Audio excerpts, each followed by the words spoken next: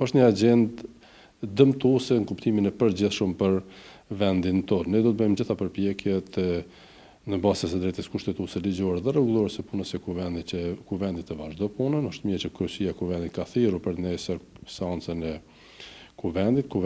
Seanca do të mbaj punimet, do të respektoj agjendën, por ajo që është shumë e rëndësishme është që edhe opozita të prezantoj argumentet e veta, të prezantoj agjendën e vet, të prezantoj programin e vet, idetë e veta në parlament, dhe asesit mos sillet në mënyrë të dhunshme, apo të parlamentit ta shndrojnë në vend të armëve dhe dhunës, në vend të prezantimit të ideve dhe argumenteve. Kjo është e papranueshme. Të martën do të nënshkruhet marrëveshja për stabilizim asociim në Strasburg.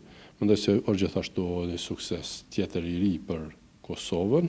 Do të nënshkruhet në Strasburg apo Bruksel, sepse ende nuk është vendosur, por do të punohet edhe maksimalisht që të antarësohet Kosova sa më shpejt në Europol dhe Interpol, po punohet për të aplikuar për të antarësuar në Këshillin e Evropës.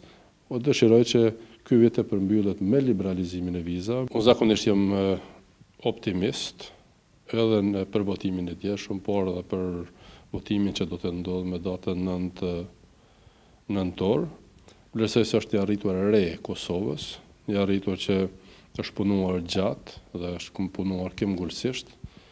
Kosova, si një shtet i ri, njohur prej 111 shteteve të botës, ka fituar dje me 2/3 në bordin ekzekutiv për të antarësuar në UNESCO.